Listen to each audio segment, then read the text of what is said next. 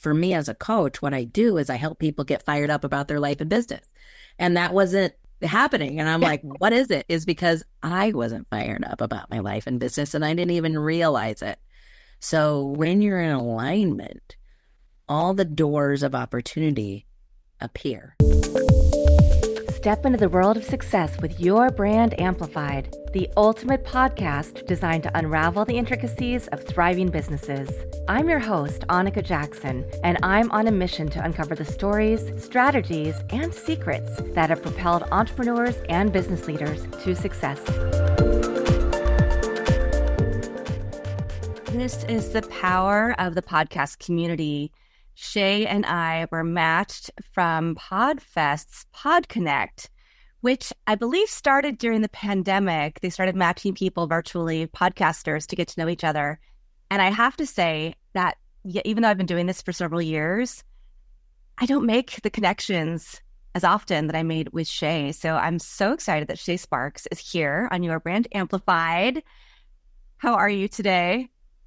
I am so excited to be here, and so good, so lovely to see you again. Like you said, we've connected virtually, and yet, we became besties immediately. So I'm very excited to be here. Yeah, so many commonalities in our stories, and listener or viewer, to the point where we are now going to stay together at PodFest next month. I get to meet you in about a month, so I'm so excited about that. Yeah, so in person. So Shā, tell us a little bit about your journey. You do so many things. You have some really great practices. I speak sometimes about how I'm working with this former Zen monk and really trying to just get right with myself internally, and that helps everything externally. And I know that you've been on some of that journey. So I'd love to hear, a little bit of your backstory, or I'd like the audience to hear, I should say, a little bit of your backstory and how you got to be the wonderful person with Sparks of Fire International that you are today.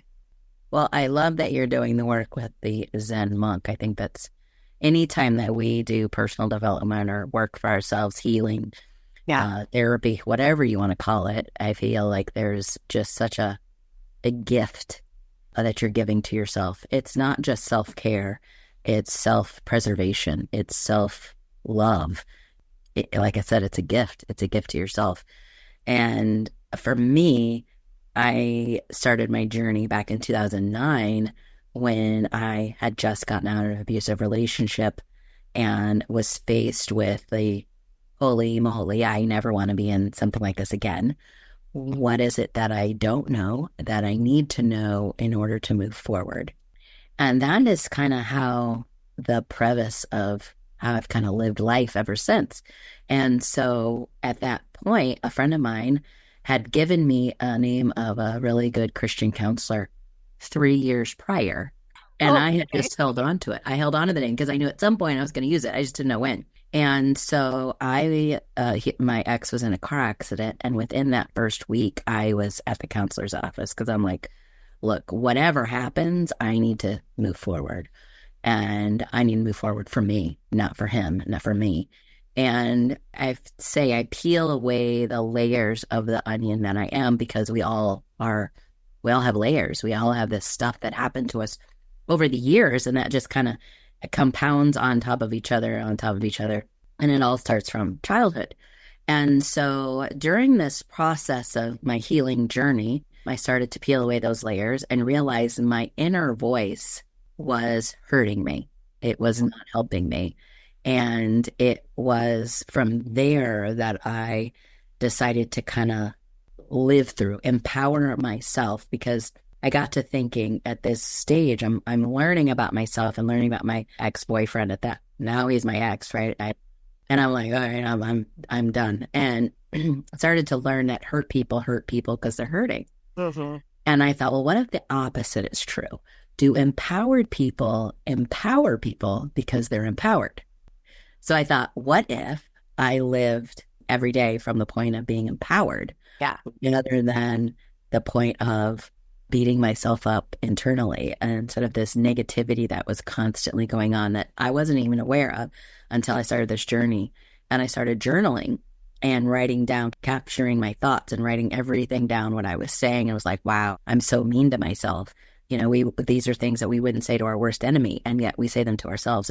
And during this, at the time, professionally, I was also a hairstylist, and I started to share this journey with my hair clients, and they're like, "Well, I do that too, doesn't everybody?" And I'm like, "Well, they do, and yet, does your voice stop you, or does it propel you forward?" So some people, they can have those and they can still keep going. For me, I noticed it really like froze me. Not just stopped me, I was frozen. And during this journey, I started to change the way I spoke to myself, which then in return changed the way I spoke to my family, especially my dad, who I didn't even realize my boyfriend was so familiar like. Oh, yeah. But there were two books that I read during this healing journey that completely changed my life. One is Boundaries. I didn't even know what the word meant. And then the other one was Women Who Love Too Much. And for our audience, it should really be People Who Love Too Hard, because it pertains to men as well. And what I learned from that is that when we get in toxic relationships, it's from a familiar place. We find people that are very similar to our parents or childhood people in our lives, because our childhood experiences shape our adult decisions. As adults, we're trying to heal the relationships we had as children. And we don't even understand. Nobody teaches you this, right? You don't understand this dynamic, that's what we're doing, especially in our mid 30s to 40s. I feel like not a midlife crisis time, but it's like you're kind of smacked in the face with, what am I doing? Is this how it's gonna be for the rest of my life? And so that kind of led me on a journey healing wise. And then out of the blue, I started to have 5 or 6 women show up to me, whether they were hair clients or it was just a conversation in a grocery store, or someone said, "Hey, I think this person would benefit from talking to you." I started to share what I wished someone had said to me in my abusive relationship, and they were in abusive relationships. And I was able to help pull them out of theirs.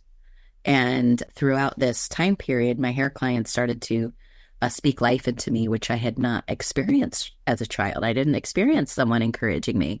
And so they were like, "You should really be a coach. You should really be a motivational speaker, write a book, be a podcast, all these things." And I was like, I mean, in the back of my head, I really want to do that, but there is absolutely no way I could do it. And so then it goes back to that being frozen again. And I had started to really notice how being vulnerable was something I was extremely uncomfortable in doing. So even sharing the stories with my clients was like super hard for me. Yeah. And saying I was abused, I'd never used that word before. So that was even difficult for me. And I realized I grew up in a house of sarcasm. So we don't really say what we mean or mean what we say. We just say a whole lot of stuff meanly. Right, right. And then kind of mask it in a clown outfit to make it funny. And hopefully it lands well, because we mean it, but we don't really mean it, right. kind of. And so it's very confusing. And I realized I was going through this life, like not really saying what I mean what I say. And so I thought, okay, I have to be in comfortable situations that are safe so that I practice being vulnerable. And that's what I started to do. I started to go to networking events for the simple fact of saying, I'm new here. Never in a million years did I think I would ever start a networking event or group, but that's what I'm doing now. But what's funny is at the time, I just kept noticing there was something that was missing. But in the beginning days, I was there as a hairstylist and people are telling me all their secrets. I'm just asking them what their business, right? But naturally, they're telling me everything. The next thing you know, so they're saying, all this stuff about their business, like how to market on social media, like what are they doing? And they're taking notes. And I'm like, wow, okay. Yeah, you have something there. Like, well, what can I do for you? What is your business? I'm like, oh, I'm a hairstylist. And they're like, so do you need clients? I'm like, no. I'm like, my client load is full. I don't need any more clients. And I knew at some point I would shift to something else. I just didn't know what that was. And so finally I found a coach certification program and went through that and kept going and kept learning. And now I do hypnosis and Reiki and NLP and so many different modalities to really help my clients with whether it's their business, whether it's their life, maybe it's, so many different things. Yeah. there's several things you said that really resonated with me. We often don't know that we have these repeating patterns from childhood until, for me, it was getting out of a bad relationship or being in a bad relationship. Actually, I was still in it and going to therapy and going, oh, this is my pattern. And then the next relationship I had broke that pattern. But it's so funny how we put these constructs, and you're a social person, you're an extrovert. You obviously are, being a people pleaser in many ways, like working with your clients, being on all the time, being there for their issues, their problems. But the problem when we do that, because I have done that too, right? We give it all of ourselves to other people so that, number one, we don't have to take the time to look inside and heal ourselves, right? Or deal with any of that until we are faced with that point, that inflection point when we're like, oh, I have to deal with this. And not only that, but healing myself, talking to other people about my truth is going to help them as well. So you're still helping people, but you're also being really intentional. And that's so important. And it's no matter who is listening, if you are at the top of the food chain in the corporate world, if you are in transition from corporate to entrepreneurship, if you're an entrepreneur, if you don't have this work, if you haven't done this and you're not really confident with who you actually are, then eventually all this stuff kind of, doesn't work as well. There's something missing.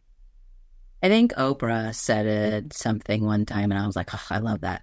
At first, you get kind of struck with a little pebble, a piece of sand, and then it becomes a pebble, then it becomes a rock, and then it's a boulder, and then you hit the brick wall. Yep. And again, this is something we are never taught in our 30s, that once this happens, it's the noticing and the awareness is so key, and to pay attention to it rather than to continue to ignore it. Because when you ignore it, that's when other things happen, like divorces, firing, changing jobs, quitting, explosions of anger, frustration, and things manifest in our physical bodies, right? Disease, which is really dis-ease in our body, and, a diagnosis that is like, well, where'd that come from? Well, it's all this stuff that's been piling up all these years. I was diagnosed with fibromyalgia, and I had all this excruciating pain, and I couldn't figure it out. And it was like, well, there you go. That's why. And so once I released all this anger, the pain disappeared. Amazing. Yeah. Yeah. Just shows if you take a little bit of care of yourself, and that can be really difficult. I know I've had to make some hard decisions. There are nonprofits that I've helped for over a decade, right? And given and given and given to the point where I had to say, I'm being detrimental to myself. If I have these other things that I really need to take care of, am I sorry that I can't give you the money to take care of, the orphanage this month? Yes. But if I'm not keeping my own side of the road clean and taking care of myself, and I'm really burdening myself, so then that means that I'm be able to give even less in the future to that organization, that person, whatever the case may be. It's not a good place to be. And it's not easy to admit either. No, in fact, what you said just brings me to the book Boundaries, right? So before reading Boundaries, I thought having needs meant I was needy. Oh, wow. And I did not want to be a needy woman. Oh, no. In my mind, I had a picture of what that looked like, and I didn't want to be it. And it wasn't until I learned that everyone has needs. It's, what is it, Maslow's hierarchy of needs? Like, everyone has needs. And so it's human to have needs. And I was like, what? Like, I had no idea. I was blown away. Even though I studied in psychology, it just never clicked for my own life. Right. Clicked for everyone else's, not for my own. And so just being able to say, hey, I need a change. I need to do something for myself. That was instrumental for me. So I love that you are, decided the same thing, that you said, hey, I need to change something here. I'm going to go to therapy. Yeah. And a lot of people, just thinking about people that I've known from the corporate world, they might have some sort of anger issue at work all of a sudden. And now it's like HR is involved. And it's like, let's talk about the incident, but then back it up, because there's a whole lot of stuff that's been piling on. And I think that's where, again, we're never taught these. So I think your audience needs to realize, like, give yourself grace for not knowing this point of life was coming or that it was happening or whatever happened in your past. You didn't know. Yeah.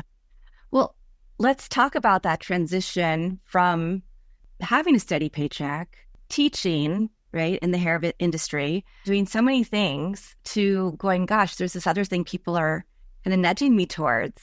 Then finally feeling that, yeah, I'm supposed to go on a different path, getting all the training. You also have moved states since you started that career. You've done so many other things. What was that transition like? Knowing that, was it scary to step into, scary to step away from that check or those clients, or how did you make that transition? Great question. So I had been, like I said, been a practitioner of stepping out of my comfort zone on a regular basis. So I did things like going to networking events. I took improv for a year. I did Krav Maga, training Krav Maga for a year. So I did all these things that were outside my comfort zone. I'm like, yeah, I'm doing this great stuff.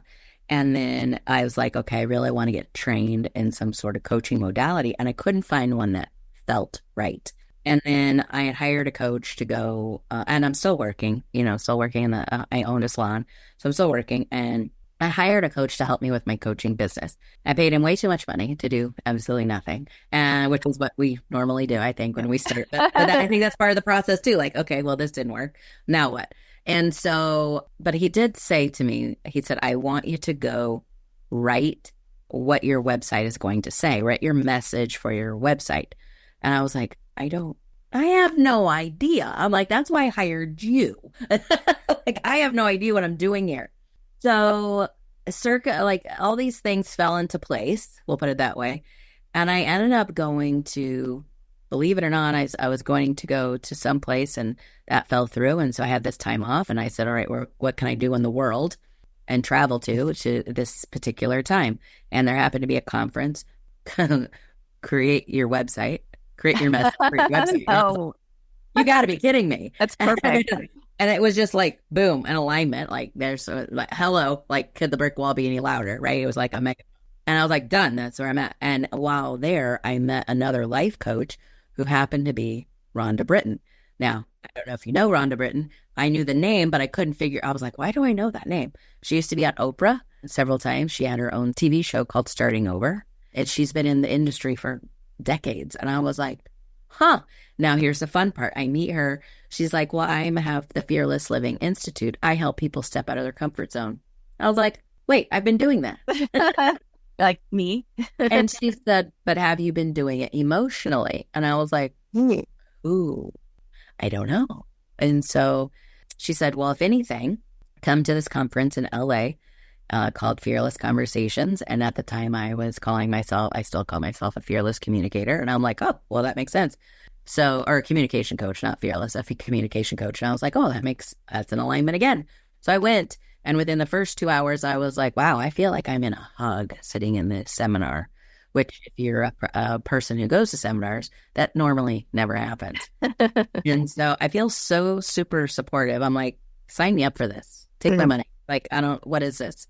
And so it was a year-long program, and I learned a lot about everything, and especially myself, as one does when they go through coaching. It's really about you. The byproduct is you get to do it for clients now. But I learned how one of my biggest triggers was saying, I don't know how to do that, or saying I'm new here, because I didn't want to be perceived as stupid or incompetent or weak. So then I did all of these behaviors to try to stop that, and none of them worked.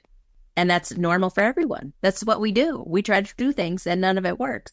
And it just kept going this big vicious cycle. And so there's tools that we learn on how to step into what is called a wheel of freedom and really be able to step into your essential nature and have more confidence and be more loving to yourself and feel like you have some worth and self-respect and integrity. And I was like, that's a total different shift. And then, so I did that, and that really helped me see where the possibilities were open, Where before I came from a point of when I was with my ex, I felt like I made the decision, I had to stick with it. Like I didn't have a choice. And so once I went through the coaching program, I'm like, wait, everyone has a choice. You have a choice, and you can also, it's okay to admit that you were wrong and you don't have to stay on that path. But our ego gets in the way of admitting that. Bingo. That was it. Like, oh, I'm going to prove everyone wrong and I'm going to make this work. Yeah. No. For what? Like, that was terrible. And so, like I said, possibilities opened up, and unfortunately, some bad things happened. I had lost my dad, I lost my brother. Before my dad, I'd lost my mom. And so the Midwest is where I was living at the time, was like sad. Yeah. You know, I built an entire life for 28 years around it. And now all of a sudden it was just hard. You know, COVID had happened. It was hard. My career, my clients, were just amazing throughout all the years. I've had some clients for 25 plus years. And, you know, the world changed. Yeah. And so my brother, who lived in Florida, said, hey, you know, I've been asking you for 28 years to move here. Why don't I think it's time you did it? And so I said, well, I'm trying to build a different salon here and go something further. And he said, well, what if you let that go? And I was like, what? That go? I've never heard those words together in a sentence. What? And so I realized like how we get so focused on a goal that we have blinders on, that we don't even see all the possibilities and opportunities that are out there, because we get so attached emotionally and mentally to the one thing. And so, like grieving a loved one, I had to grieve the goal of that's not going to happen, and said, okay, well, what's open? What's possible? And so I took a leap of faith and said, all right, I'm retiring, quote unquote, from the hair salon and the hair business, and stepping fully and completely into coaching and my podcast and speaking and books and all the other things. And what's amazing is, like I said in the beginning, like I used to do networking and I'd be like, networking. And now I've created this group I'm going to coin the phrase net making, because I felt like networking really wasn't working. And this net making, I feel like it makes a difference. Yeah. So talk about the group and how you came to form it with all the other things that you're doing right now. Yeah. So I've been in podcasting for 6 years. Yes. Gosh, done my coaching for 7 years, had a book for 8 years. And I just kept meeting all these people. And then you collect, I don't know about you, but I'm a collector of business cards. So I had like stacks of business cards. And I'm like, okay, well, what do you do with them when you go to a networking event? You either get them on your email list, or you get connected to them, or you see them again. But maybe you work together, maybe you don't. But for whatever reason, it didn't seem like it was actually a supportive way to say, like, you and I, we met and we were on parallel paths, right?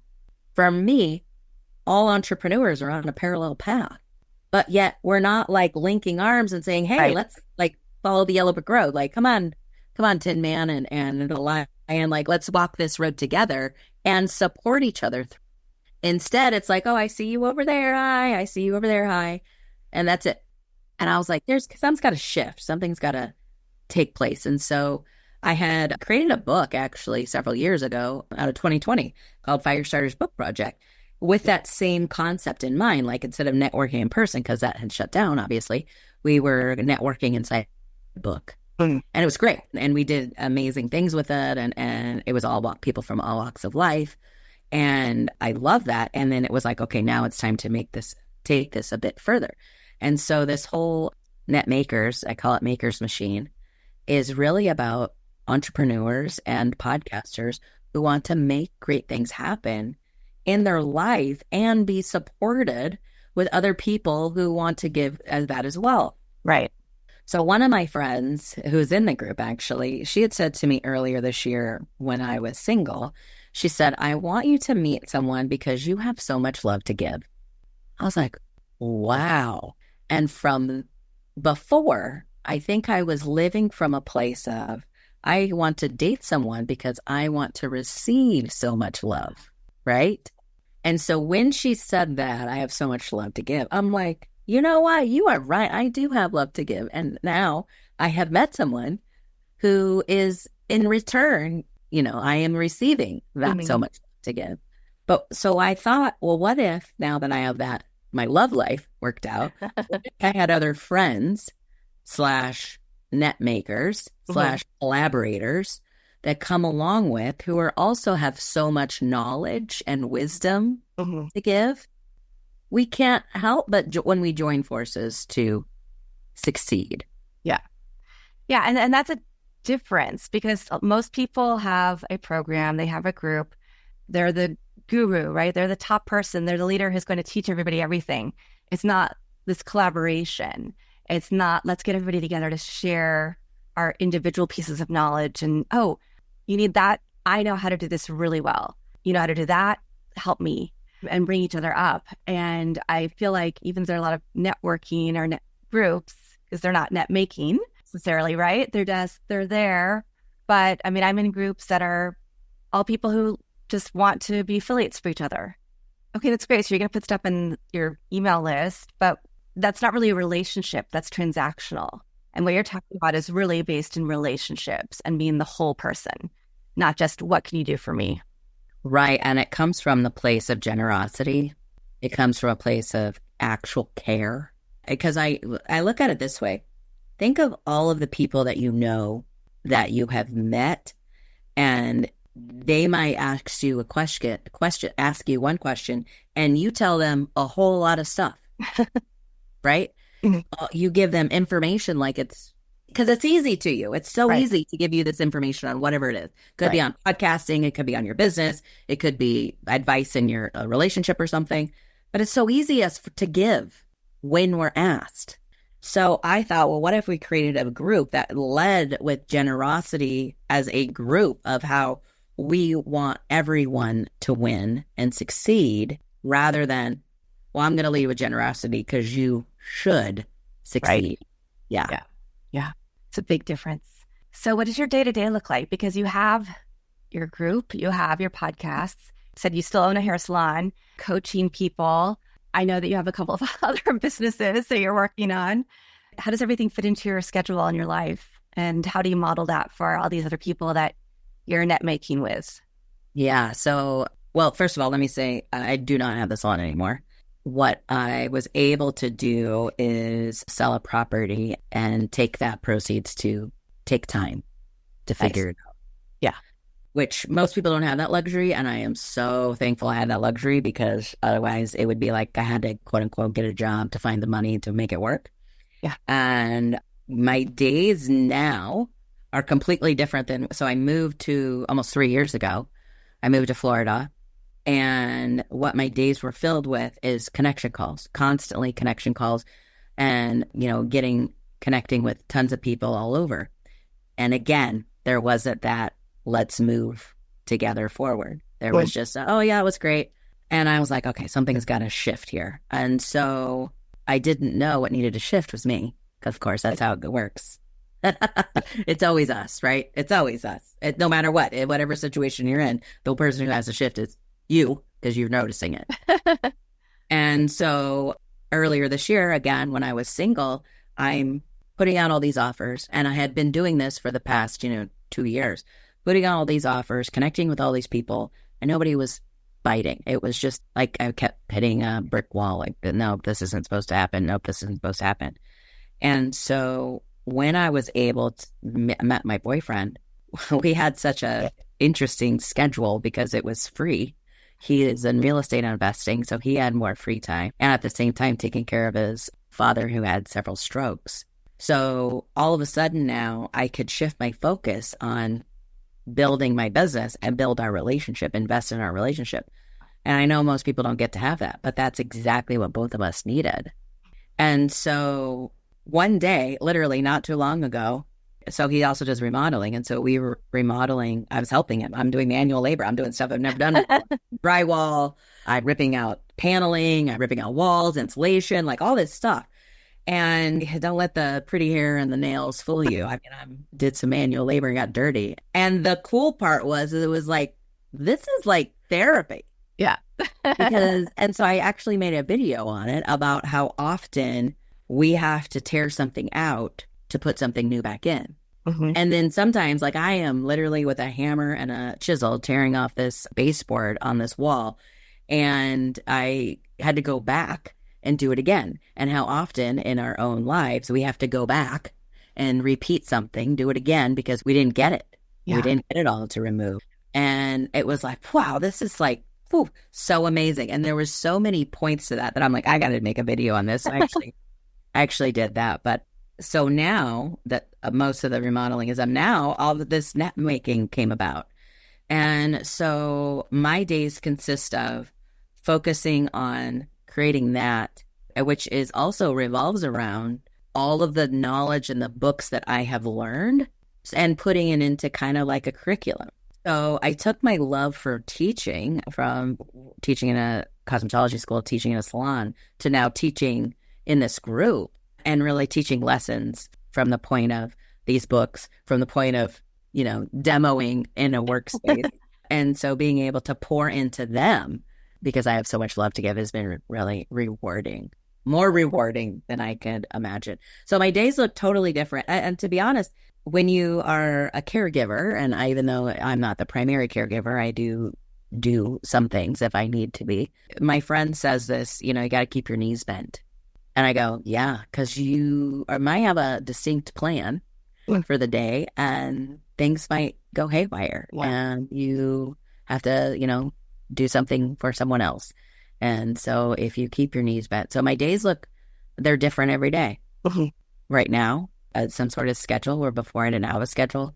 I'm not a morning person, but now I've become a morning person with my boyfriend. And so just really it's all new. It's all navigation. It's all, I say, explore through curiosity. So I do curious exploration, kind of what it is, what's working best for me, and pouring into this group and making content.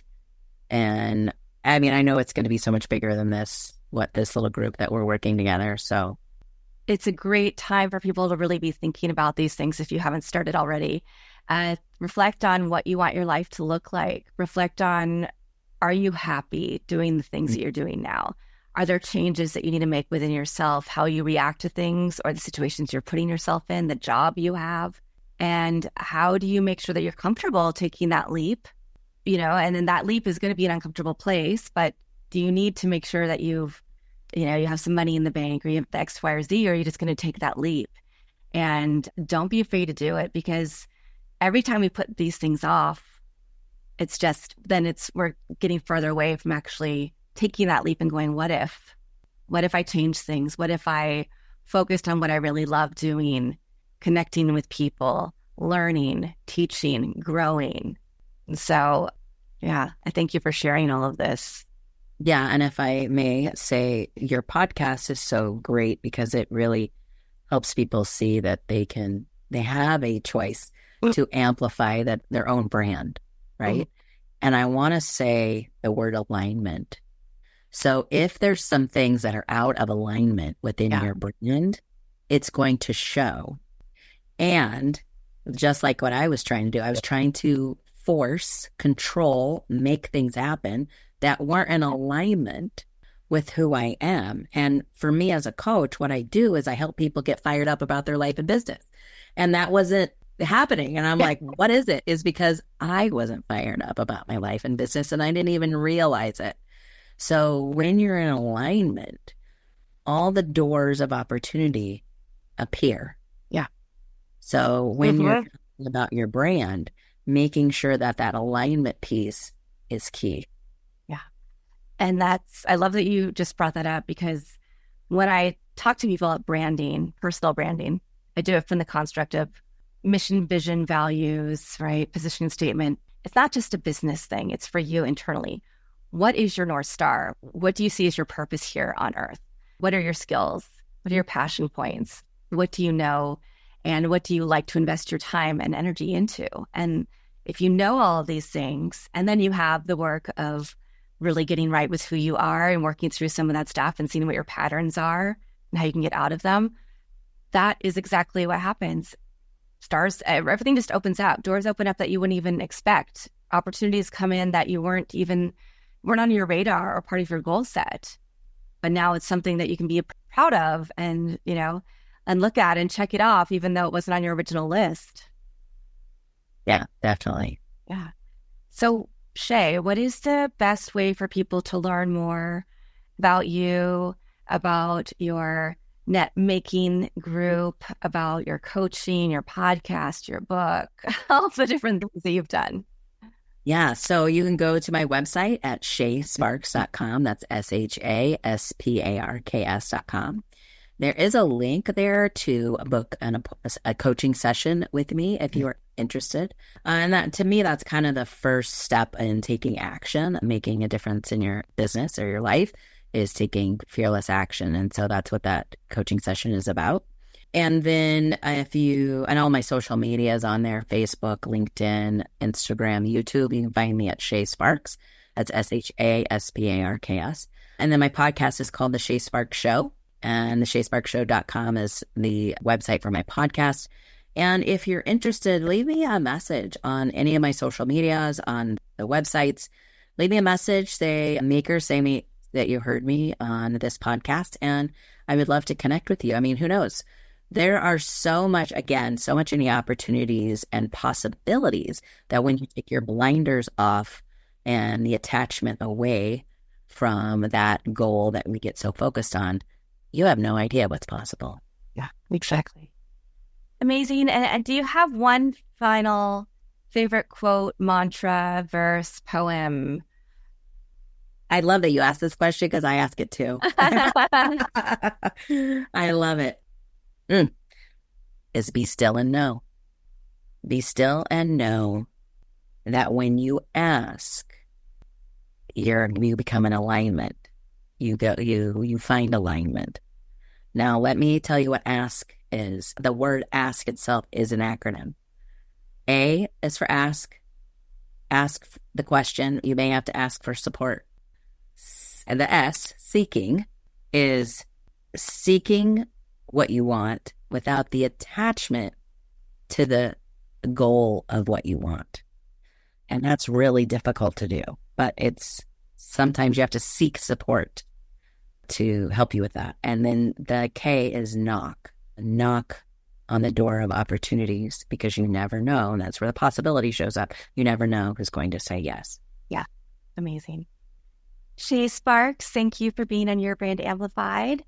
Thank you to everybody who's watching or listening to this episode as well. Conversations, there will be many more between me and Shā in future episodes, online, and a number of other things, I'm sure. We have a lot cooking up. Thanks for listening or watching to this episode of Your Brand Amplified. Don't forget to leave us a rating or review on your favorite podcast listening platform. And if you want to learn more, check us out at yourbrandamplified.com.